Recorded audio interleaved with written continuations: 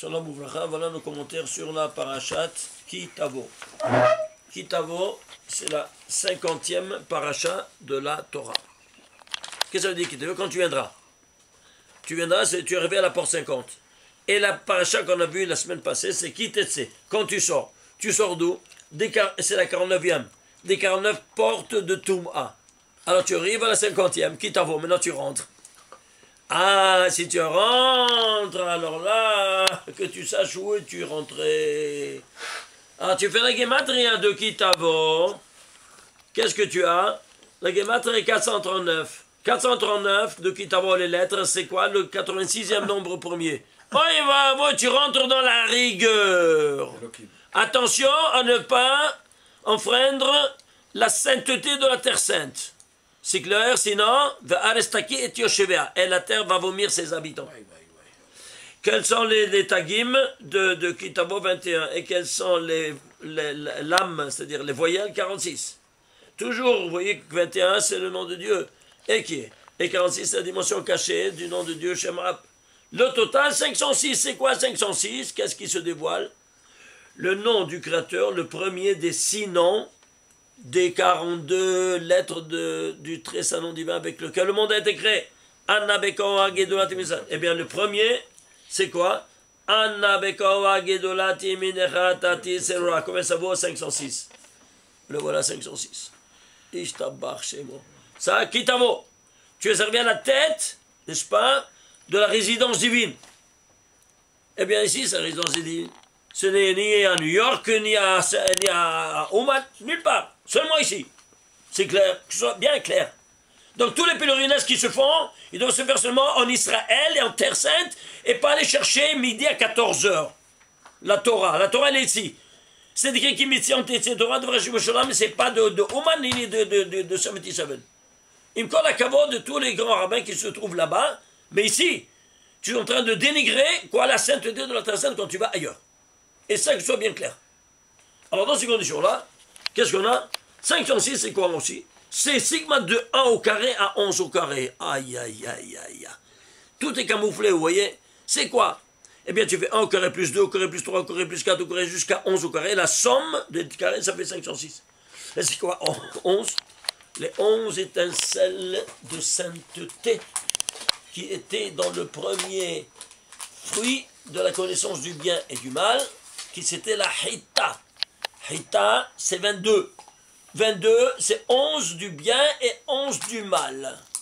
Et d'où ça vient ces 11 du mal? Il y a les 10 séphirotes, et il y a une 11e qui les englobe. Dans l'impureté, il y a 10 séphirotes d'impureté, mais elles ne peuvent pas subsister s'il n'y a pas qui prennent une étincelle de cette 11e là, de sainteté, qui englobe tous, et qui les anime, en quelque sorte. Ils prennent leur sel vital de cette 11e. C'est pour ça qu'il y a 11 de sainteté et 11 d'impureté. Alors, ceci étant dit, qu'est-ce qu'on voit? On voit que ici, voilà, la Hita, c'est 22, vous voyez, on a dit. Et ici, qu'est-ce que vous voyez? Le 22 par 23, parce que, qu'est-ce qu'il c'est? Le 22, c'est la Hita. Et c'est quoi? Il va venir faire le tikkun de la Hita qui ça, le tikkun final, c'est Yaakov Avinu, le 22e génération. La 22e génération d'Adam Arishon. Et pourquoi? Parce qu'il est le parallèle de la Hita. Et il fera le tikkun avec qui? Avec son fils Yosef, en partie sur tous. Et Yosef, c'est le 11e fils en ordre chronologique de la naissance. Le 11e, donc le 23e génération. Si tu fais 22 par 23, ça te fait 506, tu retombes sur tes pieds. Boule. Alors, ceci étant dit, ce 11e fils, c'est dans le bien, les 11 étincelles du bien, qui vont maintenant essayer de dominer les 11 étincelles du mal. Et c'est pour cela que les 11 autres frères qui sont restés, ils veulent le tuer, sur les 11 du mal. Et lui, il va faire le tikkun, l'acte réparateur de tout ça. Et c'est pour ça qu'il va vivre 110 ans, 10 fois 11. Tu vois ça, de nouveau. Et il va rêver d'être une gerbe de blé. N'est-ce pas? Tout pirote autour de cette dimension vraiment incroyable. Alors, ceci étant dit, on va commencer à comprendre maintenant d'autres dimensions. Si donc il y a ici 22, coltou, 22 par 23, combien ça te fait 22 par 23? Ça te fait 506, on a vu. Et la 22e c'est Jacob, la 23e c'est Yosef. Quel est gématre de Jacob? Eh bien c'est 186. Et ça c'est Yosef, 182 pardon, et Yosef 156. Ça plus ça fait combien? 338. Jacob c'est 7 fois 26. Et Yosef c'est 6 fois 26. Parce que lui c'est le Yesod. La 6e suffira sur le Yesod. Alors ça te fait 13 fois 26. 13 fois 26. Et c'est quoi alors? C'est 13 fois 26. Regardez ici. Vayomer Yaakov el Yosef. Yaakov dit à Yosef. Quel shakai nira elai. C'est un nom divin, n'est-ce pas? C'est dévoilé à moi. Belouz, comment? Avec ce mot quel shakai. Il servait à Louz. Be'eres kenaan. Vaïvarer, oti, il m'a béni. Qu'est-ce que c'est quel shakai? Ça va ensemble. Il y a 10 fois dans la Torah le mot quel shakai ensemble. Les deux noms divins ensemble. 9 fois qui sont El Shakai et la 10e qui est El Sadai. Ce n'est pas Shakai, c'est Sadai avec le point de l'autre côté, ça s'appelle le champ. Et pourquoi? Bon, on va voir ça, c'est la Malchut. La 10e c'est la Malchut, alors c'est en parallèle à l'infrastructure de toutes les. Alors maintenant on va écrire quel Shakai en entier. Quel El Elef Lamed Ve Shakai. Ça te fait total, ça te fait 1000 avec le Kolel. 1000 c'est combien? Elef. Elef c'est Aleph, Aleph c'est 1. Tu vois que l'unité divine elle se retrouve dans ces deux noms. Alors ceci étant dit, dans 1000 chiffres, 1000 nombres, combien de nombres premiers il y a? Il y a 169 nombres premiers. Pourquoi 169, pas plus ni moins? Parce que si tu fais la racine carrée de 169, ça te fait combien? 13. De nouveau 13 c'est quoi? C'est Had. Had c'est Aleph, Aleph c'est 1. Tu retournes sur tes pieds. Alors, voilà qu'est-ce qui se passe. Comment la Torah nous parle. Ici, il y a une infrastructure spectaculaire que nous voyons ici, et mathématique, et que toi, tu vas maintenant mettre en fonction dans toutes tes actions, dans tes prières. Vous vous souvenez qu'on doit, à la fin, quand on dit sur les Vegoali, la dernière phrase, on doit voir cette cavanote-là avec qui tu t'es mis en contact. Alors ceci étant dit, bon, on veut continuer sur la paracha parce qu'il y a tellement de ramifications qu'on ne peut pas s'imaginer. Alors, ici donc, on avait vu dans paracha Kitetse que ça vaut le 521 et Emet, le sceau divin, les lettres et les voyages, c'était 521, vous vous souvenez? Donc, tu es sorti de l'impureté, des 49 portes d'impureté pour entrer dans la porte du Emet, qui est la 50e porte. C'est pour cela que la paracha de Kitavo se trouve dans la 232e colonne de la Torah. 232, vous vous souvenez c'est quoi? Je dois vous rappeler. Ici, c'est l'infrastructure des 4 mondes, n'est-ce pas?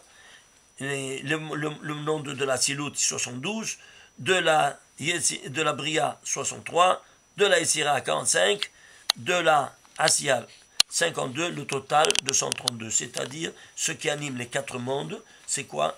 Le total c'est 232.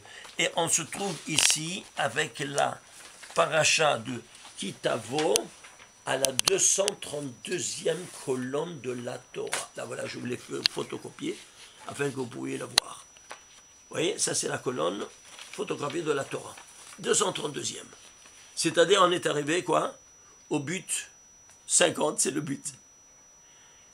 Gan Eden, c'est quoi Gan Eden? Le jardin d'Eden, ça se traduit, c'est mignon. Mais regarde comment ça fonctionne. Gan, c'est Gimel Nun, c'est 3 fois 50. Ok? 3 fois 50, c'est le jardin. Quand tu fais 3 fois 50, dans le temps, l'espace et la matière, alors tu arrives au but. C'est quoi le Eden? C'est le pavillon. Tu rentres au pavillon. Et c'est quoi Eden? C'est Ad Nun. C'est quoi Ad Nun? Vous voyez ici? Gan Eden. C'est Ad jusqu'à Nun. La porte 50. Et tu arrives ici avec la paracha de Kitavo, porte 50, dans la Terre Sainte.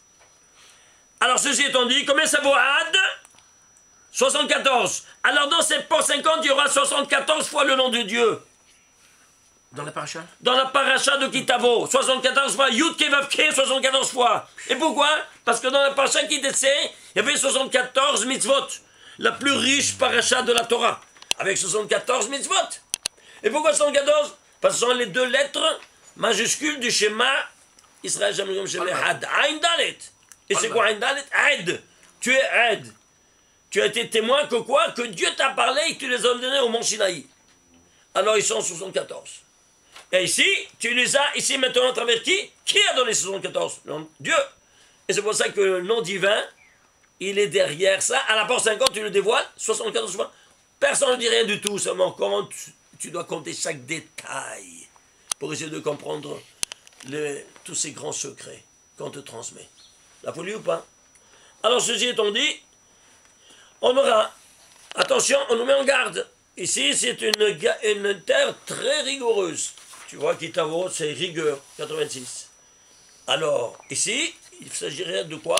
Eh bien, de se comporter selon les règles du jeu, sinon, oi wa oi. C'est pour ça qu'il y aura 11 harours. Le mot harour, 11 fois.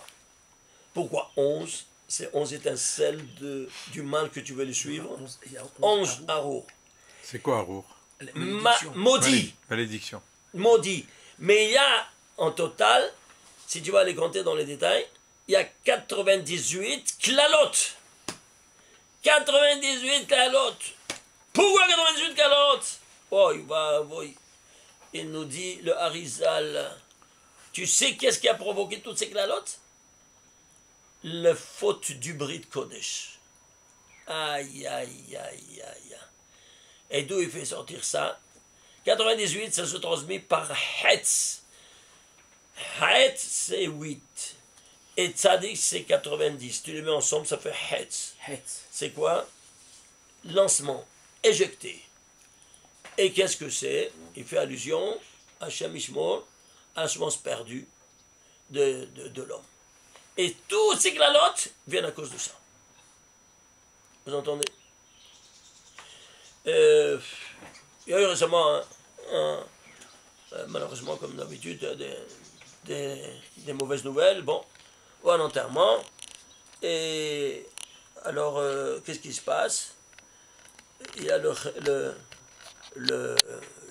roche de la Chevra Kadisha. Il doit prendre une tasse en porcelaine, et après les spédimes qu'ils ont fait dans la salle de réunion, il part pour l'enterrer. Alors, quand il s'agit d'un homme, qu'est-ce qu'il fait? Il prend la tasse et il la casse à l'entrée avant qu'ils sortent tous. Il parjure que tous ses descendants restent ici et ne bougent pas de cette salle. C'est-à-dire les enfants n'ont pas le droit d'aller derrière le cortège, derrière le cercueil, derrière la mita. Et pourquoi? Pourquoi? Tu sais pourquoi? Parce que si les enfants sortent derrière lui, tous les milliards d'autres spermes qu'il a perdus, ce sont tous des enfants à lui, qui n'ont pas pris corpulence. Et alors? Ils te disent, si eux vont, moi aussi je veux aller derrière. Je dois accompagner mon père. Ils se transforment dans des milliards et des milliards d'anges accusateurs contre le mort. Alors pour ne pas, le pauvre, déjà l'enterrer vivant, pas mort, vivant avec tous ces milliards d'anges accusateurs, on parjure que toute sa descendance reste ici et ne bouge pas d'ici. Alors si les enfants ne quittent pas, alors même aussi, ces milliards d'anges accusateurs contre lui doivent rester ici. Et on le sauve déjà dès le départ des milliards d'anges accusateurs contre lui. C'est pour son bien qu'on fait ça. Alors il est venu ce Rosh Dachevra Kadisha et il n'a pas fait ça. Il ne savait pas ou il n'a pas voulu? Mais non, ils savent très bien. Je dis, allô, la matalo c'est Mata, Zavoti, Zavoti. Qu'est-ce que ça veut dire, Zavoti? Laisse-moi en paix, laisse-moi en paix. Non, non, non, je n'en veux plus, ça y est. Qu'est-ce qui s'est passé? Pourquoi? Dis-moi. Il me dit, il y a eu des chilonim, moi j'ai fait ça, et les chilonim me disent quoi? Tu vas me dire, toi, de ne pas aider mon père, tu es fou, 20 années. Ils ont commencé à se chamailler, et alors, qu'est-ce qu'ils ont fait? ils se sont pas tus, ils sont allés au Bagatz, le tribunal laïque d'instance suprême de justice. Il a dit, c'est pas logique que vous mettez des rabbins qui nous défendent d'aller derrière notre père. Le Bagatz, il est agent de tout ça, évidemment, ils ne savent rien de rien. Il dit, quoi? Ils ont le droit, les enfants, d'aller derrière leur père. Et ici, ils font une chose pareille, on les licence sur le champ. Alors lui, pour ne pas perdre maintenant sa place, il a dit, attention, vous êtes taisez, vous ne parlez plus. Si vous parlez, vous êtes éjecté de votre travail. Regardez qu'est-ce qui se passe en Israël. Et c'est de la folie. Les laïcs, ils veulent décider même sur les morts, et alors qu'on le fait ça pour le bien du mort. Ils ne savent rien de rien. Et vous comprenez la catastrophe qui se passe aujourd'hui en Israël? Ça, c'est une des conséquences tragiques du fait que les laïcs, ils veulent dominer même les rabbins, alors qu'ils sont au courant de rien pour pouvoir décider sur le bien du niftar comme du vivant. C'est clair? Alors voilà, qu'est-ce qui s'est passé? Alors moi, je le fais moi. J'ai pris une chose, j'ai casé, j'ai dit, tous les enfants restent ici. Et il n'y a personne qui doit aller. À moi, on ne peut pas me licencer, parce que je ne suis pas sous leur... Mais vous vous rendez compte? Maintenant, qu'est-ce qui se passe? Il y a que tous les Revlot Kavishot et tous les rabbins qui sont agents de tout ça, ils disent, c'est un minhag Yerushalmi. C'est-à-dire, c'est une coutume de Jérusalem. Une coutume, marche celui qui dit une chose pareille. Un abruti diplômé. Comment il peut se permettre ça? Rabbi Shimon Bar Yochai, qui a dit ça, c'est une coutume ou c'est une loi juridique? Vous comprenez la gravité de la chose, jusqu'où ça va là? Alors, c'est dans tous les cimetières au monde qu'on doit faire cette règle. Pourquoi on dit, parce qu'on a fait Yerushalayim? Parce que les kabbalistes, c'était Yerushalayim, ceux qui ont étudié Rabbi Shimon Bar Yochai, ils sont de Yerushalayim et connaissent cette règle-là. Et ils doivent suivre ça pour le bien du niftar. C'est clair maintenant? Alors, c'est pour cela que ici, tu as ici tous ces 74 dans la 50e porte et 74 fois le nom divin qui s'est dévoilé au mont Sinaï dans cette chose. Alors maintenant, prenons ici dans ce cas. Prenons ici maintenant la ligne. Vayaki Tavo.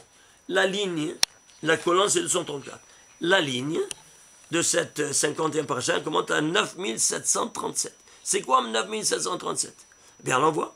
Alors, il se décompose en 7 fois 13 fois 107. 7 fois 13, c'est 91. 91, c'est le nom de Dieu écrit et lu. Il s'écrit Yudkevavke, mais il se lit Amonai. 26 plus 65, ça fait 91. C'est 7 fois 13. Et c'est quoi 107? Vous vous souvenez? Eh bien, 107, c'est la Malchut. Ça, on l'a fait dans les voir le livre Ejdat Lamo. Comment il y a tout un livre là-dessus à propos du 107 là. Comment c'est la représentation de la royauté divine. La 10e séphira, c'est 107. Et alors, qu'est-ce que tu as ici? Tu vas voir que 7 et fois 113, pourquoi 7 fois 13. Parce que c'est 7, ça fait allusion à la 7e mida des 13 attributs de miséricorde divine, qui est quoi? Le Emet. Que tu es arrivé à la porte 50, que c'est la porte du Emet. Olam Emet, le monde de la vérité suprême, c'est les là-haut. Voilà la porte 50. C'est pour ça que à l'homme, à Moshe Rabbeinu, il a reçu que 49 Sha'are Bina, 49 portes de Bina. Et la 50e, c'est quoi? Il a reçu quand il est niftar, quand il est parti. Et c'est comme ça, parce que Me'at Me'elokim, on est presque comme Dieu. Dieu a créé l'homme presque Kim. Me'at Me'elokim, comme c'est Me'at, c'est 119. 119, il passe à 120. Et il a à 120 ans, il a la 120e porte. La 120e permutation du nom Elohim. Voilà donc comment ça fonctionne. Alors maintenant, si on continue, alors excusez-moi, on reprend d'où on était parti. Pourquoi? On a expliqué pourquoi il y avait 98 klalot. Il te dit parce que c'est le Hetz.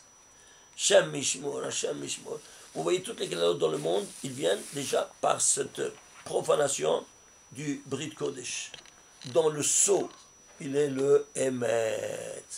Le 521e, n'est-ce pas quoi? La 521, c'est la guématre de Emet. lettres et voyelles. Et vous vous souvenez, Kitetse, c'était 521. Kitetse. C'était 521. Tu es sorti de cette porte d'impureté pour entrer là-dedans. Voilà donc que ici, nous avons expliqué pourquoi il se trouve dans cette ligne, dans cette paracha, et dans cette, avec tous ces klalotes, ces 88 klalotes. Après que tu as reçu ça, 232, tu peux rentrer, et tu rentres maintenant où ça? Dans la 233e colonne. 233e colonne, vous vous souvenez? C'est Gematria Etzahaim. Tu rentres dans la terre de l'arbre de vie éternelle. Pourquoi? Parce que ici, la Torah et pas ailleurs. Vous comprenez? Ce n'est pas dans un autre pays que tu peux étudier à Torah comme tu l'étudies à Yerushalayim.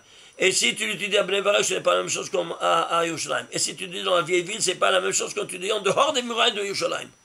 Plus tu t'approches du Beth Amikdash, même du Kotel, plus ton étude elle est plus élevée. Pourquoi? Parce qu'elle est plus claire et moins de paravent, et donc tu es plus en contact avec la vérité suprême qu'on te dévoile. C'est clair? Donc ça c'est le quoi? C'est 233e colonne, il te dit les données. Ensuite vient le 234e colonne, il commence les Arurim. Arur. Pourquoi 244? 234, parce que 234 c'est 9 fois 26. 9 fois 26 c'est quoi? C'est pourtant bien. C'est la miséricorde. Dans les 9 séphirotes, qui donne à la 10e. C'est-à-dire ici, il y a une action. Une action de quoi? De négativité quand tu transgresses la loi divine. Pourquoi? Parce que cette terre ne peut pas supporter la transgression de la parole divine. Ça, c'est une donnée fondamentale que nous devons bien ancrer dans notre vie. Ceci étant dit, on continue et on voit ici une autre petite dimension. On était ici, on rentre dans la terre de Eretz Israël. La terre sainte, Israël, c'est Yesh-Kel. Il y a un Dieu. Pourquoi il s'appelle Israël? Il s'est appelé. Parce qu'il y a un Dieu. Comment c'est? Il y a 70 Dieu 31. Avec le Maaser, de ton Maaser, tu vas témoigner qu'il y a un Dieu sur cette terre. Comment? En donnant ton Maaser pour le maintien des institutions religieuses qu'aujourd'hui, ils ont pris la place du Beth Amikdash. Parce qu'on devait apporter le Maaser dans le Beth Amikdash, il n'y a pas, eh bien on donne dans les institutions religieuses. Et plus particulièrement, celles où on étudie le Sod. Parce que sans le Sod, malheureusement, on est en dehors de la plaque. Alors, dans ces conditions-là, qu'est-ce qu'on a? On a ici, regardez, ici, on a ici, le nom d'Israël, il se trouve 591 fois dans toute la Torah. C'est quoi 591? Tu sais c'est quoi? C'est 3 fois 197. Et 197 c'est quoi? C'est le 46e nombre premier. À 3 fois 46, ça c'est la base. 46, c'est quoi? Eh bien, c'est la dimension cachée d'une Shem Ab, le Shem Amephorach, qui sortait de la bouche divine, de la bouche de Cohen, Gadol, quand il rentrait au Cohen dans le Kodesh Kodeshim, à Yom Kippur. Yud, Kei, Vav, Kei. La dimension cachée vaut 46. 3 fois 46. Et pourquoi 3 fois 46? Quand tu fais une action à 3 reprises, tu fais une Hazaka. Et c'est pour ça qu'Israël, elle témoigne de cette présence de Yeshkel Baolam. 46, c'est la dimension cachée. Si c'est la dimension cachée, c'est l'ombre de Dieu. Et qui c'est l'ombre de Dieu sur terre? L'homme. Comment? Avec tout son patrimoine génétique, qui est renfermé, comme vous savez, dans 23 paires de chromosomes. Si c'est 23, alors 23 par 2, 46, le voilà 46. Donc ici, tu retrouves ici ta présence qui est l'ombre qui accompagne Dieu. Et à condition, tu vas l'accompagner à condition d'être fidèle à sa parole. Qui a été le plus fidèle? Le plus fidèle? Non, parmi les 12 tribus. Parmi les 12 qui n'ont pas fait le veau d'or. Lévi. Lévi. Oui. Combien c'est Lévi? 46. La preuve, tu vois, la véritable ombre qui n'a pas touché, n'est-ce pas, même pas d'un pipe, la sainteté de ce 46-là. Alors, ceci étant dit, voilà qu'à la fin, le nom d'Israël va changer. À la fin des temps, c'est très bien, très bientôt. Comment il va s'appeler? Yeshurun. Ah, c'est le futur nom d'Israël. Le futur nom d'Israël, savez pourquoi Yeshurun? Parce que c'est Yachar Nun. Tu es arrivé, Yachar, directement au Nun, à la porte 50. Ça, c'est le sens de Yeshurun. Tu es arrivé, celui qui est arrivé directement à la porte du 50. Et combien c'est Yeshurun?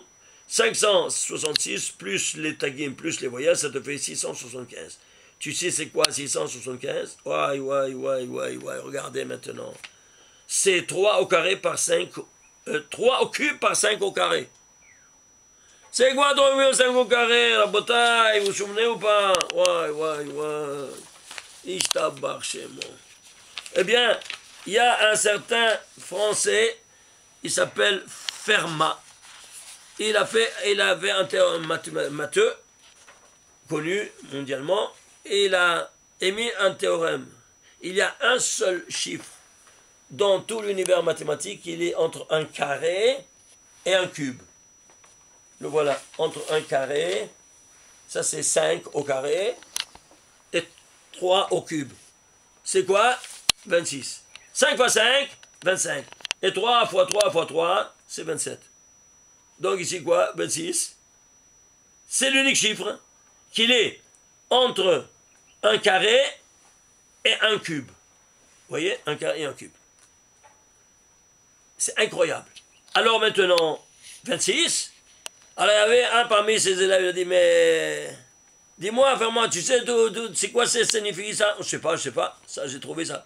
Ben, ça c'est le nom de Dieu chez les Juifs. C'est un Juif lui. C'est là, waouh, qu'est-ce que tu racontes? Ah, je ne savais pas ça. Et voilà donc il découvre ici l'Amérique. Alors maintenant, je t'apporte maintenant cette formule-là, où ça? Dans le 3e verset de la Torah. Vayomer Elohim yehi or vayihi or.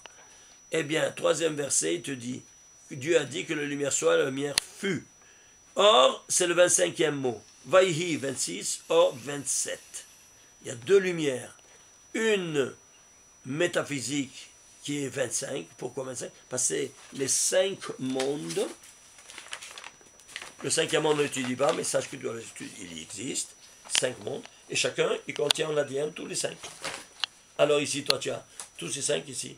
Tous ces 5 ici. Tous 5. Donc 5 fois 5, 25. Alors voilà donc, vous me suivez? Voilà donc que ici, ça exprime quoi? Tous les 5 mondes, les 25 mondes métaphysiques. Et ici, c'est quoi? Eh bien, ça, c'est la matière. Eh bien, c'est la formule dans le type d'Einstein. Regardez, E égale mc2. C2, la vitesse de la lumière, c'est 25. Et m, c'est quoi? Eh bien, c'est la masse qui est le produit du temps, l'espace et la matière. Le temps, il est tridimensionnel. L'espace, tridimensionnel, la matière, tridimensionnelle. Comment? Le temps, passé, présent, futur. L'espace, x, y, z, les 3 coordonnées de l'espace circulaire. Et la matière, elle se divise en 3 stades. Un état gazeux, liquide et solide. Alors, tu ne comprends pas le temps sans l'espace, ni l'espace sans le temps, ni le temps et l'espace sans la matière. Alors, comment tu exprimes ça? Comment j'exprime ça? 3 par 3 par 3. Cette unicité. Alors, c'est 3 par 3 par 3, voilà, ça c'est la masse. Et ça, c'est la vitesse de la lumière. Et ça, c'est quoi? La source de l'énergie. E égale mc2. Vous voyez ça ou pas? Et où se trouve Yeshurun? Voilà, il se trouve ici, qui se met en rapport avec la lumière de tous ces 5 mondes. Alors, il retrouve sa source, n'est-ce pas, de départ. Qui est quoi? La source de provenance métaphysique. Ishtabar Shemo. Baruch Adonai Le'olam. Amen ve Amen.